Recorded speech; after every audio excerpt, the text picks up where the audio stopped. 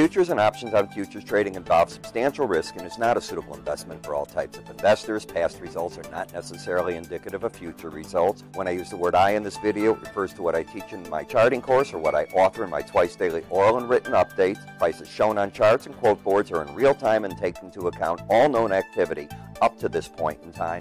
And if you'd like to read more of this disclaimer, simply hit the pause key on your video player. Good weekend. Ira Epstein of Linn Associates with your weekend edition of your agricultural update for this Friday, the 12th of October, 2018. We're about 2:15 in the afternoon, so we're still going to see behind me quotes going on in the stock market and where they'll be by the end of the day. Flip a coin. It's been one of the historic weeks where the market's got volatility galore. And it was volatile in the grain markets, as we had yesterday a lead up to the Thursday stocks report and getting final numbers or very close to final numbers on what we're going to see per bushel acreage. And that's very important in how the cotton was going. In talking about cotton, today it was up fairly sharply. It was like a delayed reaction. I don't think people believe that in Georgia and the Carolinas just how much damage was done to it. And finally today the market saw something there. The market had to rethink its action when it first saw the stocks reports yesterday, especially the world ones. What did it all mean? And I think today the market stepped up and said, you know, we got a lot of delays in grains. We're seeing Canada's got snow already. We're seeing parts of the Midwest very wet. Damage obviously done into the Georgia area, the Carolinas. What does it mean? And the market decided to leave the week with a bid. As we go to a soybean monthly area chart of closes, and I like to show the longer charts on the weekend edition, you've gone from 1045 to 833, and from the 833, here we are back into the 867 level where the market's trying to get its footing. When we go to a weekly bar chart, you've gone from you went from 810.5 to 906, down to 811.5, and back up today to the 867.5 zone. Arguments are being made that this was your harvest low area of 810, 811.5, and that as the harvest goes on, the farmer will start deciding whatever he had to sell, he'll get rid of, and what he's going to hold, and it'll take something back from the market. In other words, not as much supply will come out.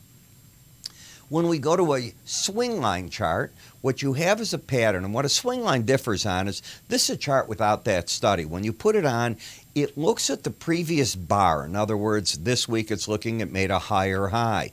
This week it made a lower low than the previous week. And it draws the line to that previous week, from the previous week to the current week. You're looking for a pattern. In an uptrend, you have higher highs, higher lows. Downtrend, lower highs, lower lows, and no pattern has a lower low and a higher high in some sequence, just not the stepping ladder up or the stepping ladder down. The market has rallied up to, last week, the 18-week moving average, and this week you made a higher high and stayed over it. So I'm going to say the market has upside bias. My definition of bias is this. When the market is over the 18-week average, I use that in looking at my other studies to say, has the market got upside or downside bias, like a filter? And it's bullish bias until the market closes back under that number. Generally, the first challenge of the 18-week average, which was last week, puts the market challenging it again. And my definition of challenge, it's hitting it. I don't care where it closes, it keeps hitting that 18-week number.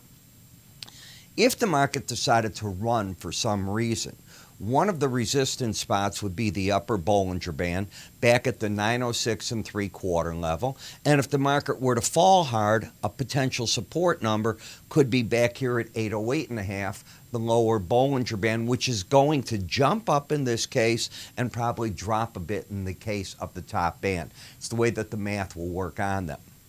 In the slow stochastics, which is my momentum index, it is pointing up. So I have a market with upward momentum, upward bias that is fighting a battle at the 18-week average, and it's looking more and more like seasonal lows are in place. Notice the meal market has not been able to get back to its 18-week moving average of closes. That is the resistance point right through here. Momentum is picking up, but bias isn't. You're still under that 18-week average. Again, you're not trending. You have a lower low, and with this high over that high, a higher high. This week's high was 317.60, and you can see that right here, and the previous high back here was 316.60, so I'm not seeing a trend. In the soybean oil, the market had gotten over the 18-week average 3 weeks ago, rallied further, and this week came back down in a challenge to that number. If you look at the low this week, it was 28.47, and the 18-week average is 28.48. So the bias remains up. The market didn't quite make it to the upper Bollinger Band. I'll still say that's resistance. Support, the 18-week average. Momentum still pointing to the upside.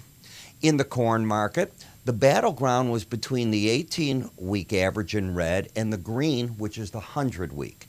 A couple of other things. Like the soybean market, I think traders are saying we have seen our harvest lows in between the 330 to 340 zone.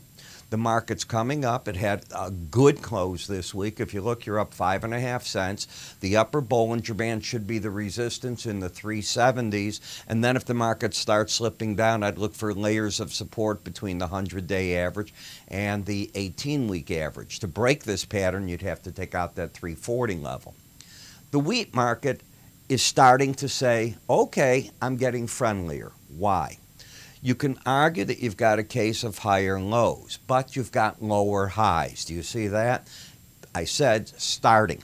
I say that because the close this week was over the 18-week average and momentum has been trying to pick up. You can turn on a dime bearish by taking out 505 and a quarter, not getting back over 531, which would give you lower highs and then lower lows under the 18-day average, and that would probably turn momentum down. So the bulls have to defend, in my opinion at least, that number. In the cocoa market, it was a heck of a rally this week, back up and challenging first the number that the market was fighting, and this was right here. Notice the first break from the 18-week average took you to the 100, and what was the pattern? Lower highs, lower lows, bearish, momentum down. If that gives ground, you're looking for a potential test of the lower Bollinger Band. If the market turns from there, then what was support at the 100-day average becomes resistance, with secondary resistance up at 22.72. So I've got the trend down as defined by the swing line. I've got the bias down and momentum flat right now. In the sugar market, it continues to be a market that's got a lower low, higher high pattern, but this is a vertical price rise. Now remember, vertical price rises are often met by a vertical drop, not necessarily of the same size, but that often is the case. And the reason is you've run up dramatically from 983 to this week's high of 1328, and that's happened in basically a 2.5, 3 weeks time span. What has really taken place there is you've left the market without a lot of trade under it, like you did back here. At least you had consolidation trade to continue lower. Now you've caught a group of people, and you've done that in the coffee and some of the other markets too. Notice the vertical price rise that went on there. Same thing, momentum pointing up. Obviously, to bias up, you're over the 18-week average, but not trending. I'm going to look for resistance at the 18-week average.